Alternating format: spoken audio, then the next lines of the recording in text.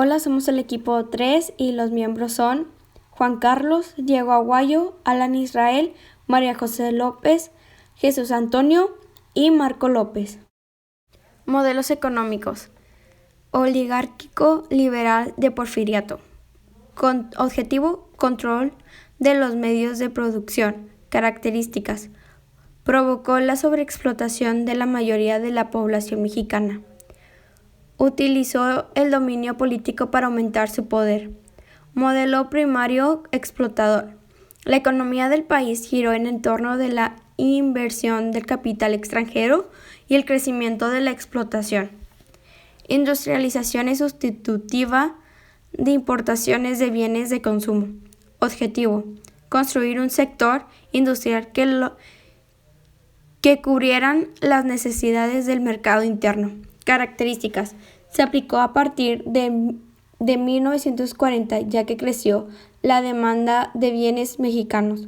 Hubo una política proteccionista que cerró fronteras para impedir la importación, orientada a la estructura productiva social, época conocida como el milagro mexicano por haber extendido sus beneficios a toda la población. Desarrollo estabilizador. Objetivo: modernizar la industria, aumentar la productividad y lograr la competitividad internacional a través de la incorporación de tecnologías modernas. Características: el modelo de Easy, en conjunción con la maquiladora y el petróleo, permitió hablar del desarrollo de las áreas: la química, la petroquímica, fertilizantes, electricidad y el petróleo. Se intentó el reordenamiento del régimen mixto constitucional a través de la inversión pública como clave para llevar al país al crecimiento. Se consideraron los indicadores sociales, además de los económicos, compromisos de proteger la manufactura en contra de la competencia internacional. Neoliberal. Objetivo: incorporarse al proceso de globalización. Características: a partir de 1982 pretende la reducción de gastos públicos. Sus competentes claves en la apertura comercial, comparte la inflación, la estabilidad financiera y el fortalecimiento del ahorro interno. Empresarios internacionales relativa e impulsan el desarrollo económico del país. Hay apertura comercial. México ingresa al Acuerdo General sobre Aranceles y Comercios en 1986. En 1994, entrada del Tratado de Libre Comercio de América del Norte. Adam Smith fue aquel que inició el estudio de la economía de manera moderna. Él nació desde 1723 y murió en 1790. Él escribió 2 libros muy importantes. El primero, que fue la teoría de los sentimientos morales, que fue en 1759, y el segundo, que fue la investigación sobre el origen y causa de la riqueza de las naciones, que fue en 1776. Algo que él nos recalca es que lo primero es importante, porque si una persona hace todos los pasos en la creación de un bien, hará algunos de manera eficiente y otros no tanto. ¿Eso por qué? Porque uno no es hábil en todo. Algo que también se nos dice es que si en este proyecto o en este trabajo se dividen los pasos con distintos colaboradores, todos van a hacer el trabajo en conjunto de manera ordenada y de tal forma que será eficiente más de lo que haría uno solo. Si uno produce un bien que la gente quiere y además lo tiene a buen precio, va a tener éxito. Es importante detenernos un momento en este tema. La riqueza se genera en el comercio, no en la producción. Cuando uno produce algo, lo que tiene es un producto terminado, pero no más riqueza tendrá. Más riqueza si ese producto le interesa y a alguien y está dispuesto a pagar por él. Siguiente. En la segunda mitad del siglo XIX, con la revolución marginalista, la economía parte de la idea de que el mercado es el que determina el precio de los bienes y servicios, y que ésta funcione libremente para conseguir la mayor cantidad de riquezas.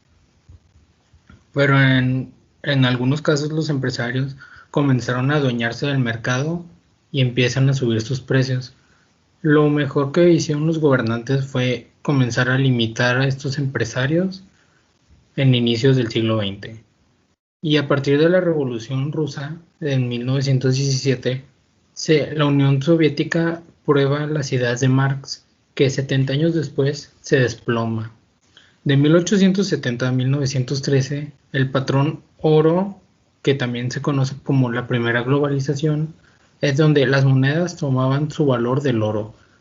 O sea que cada país debería contar con reservas de oro para que su moneda contara. Esto fue impulsado por Gran Bretaña, pero otros países querían un patrón bimetálico, o sea, de oro y plata. Entre estos estaban México y China, pero en 1905 México debió asumir el patrón oro como todos los demás.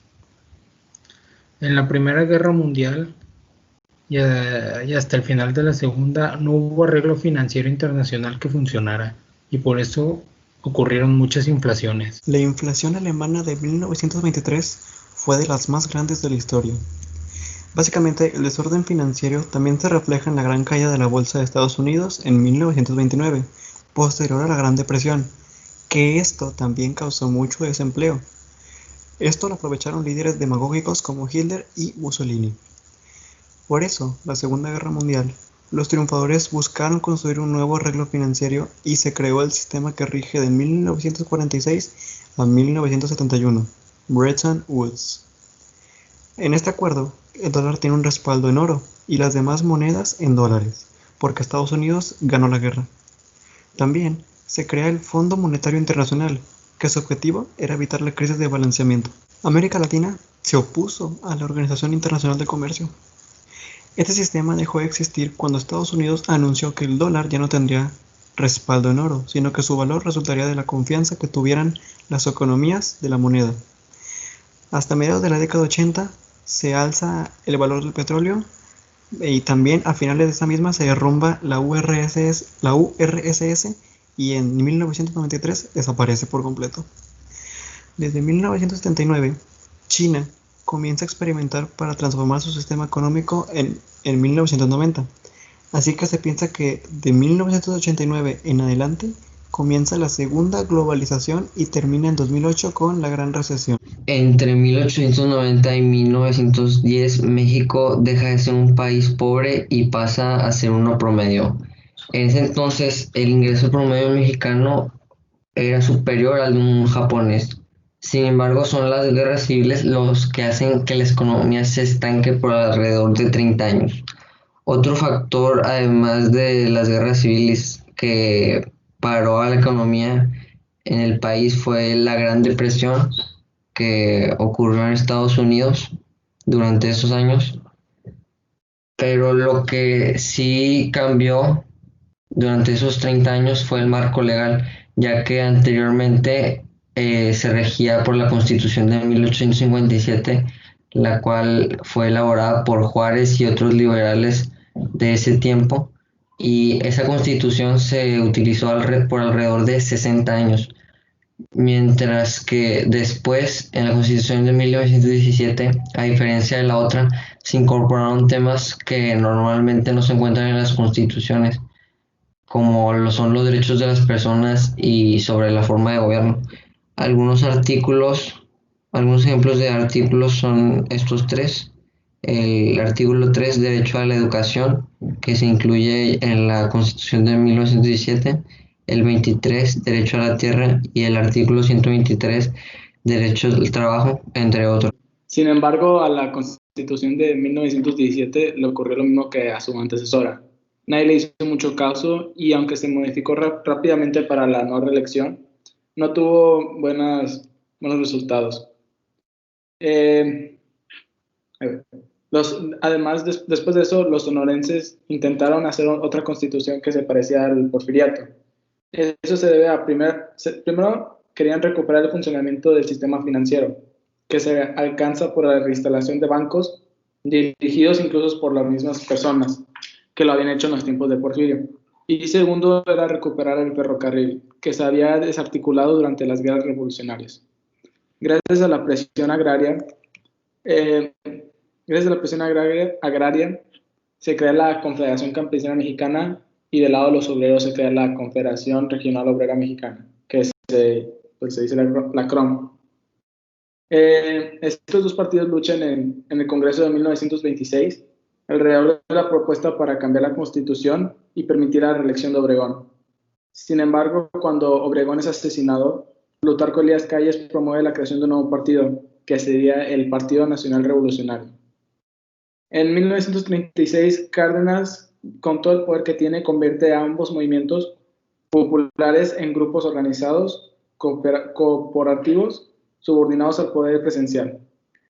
El movimiento obrero se organiza alrededor de la Confederación de Trabajadores de México, conocido muy popular como la CTM, y el campesino de la Confederación Nacional Campesina, olvídalo, eso no. Estos dos grandes grupos se convierten en 1938 en los sectores obrero y campesino del nuevo partido, del Partido Revolucionario, del Partido de la Revolución Mexicana, el PRM, que luego se convierte como el PRI.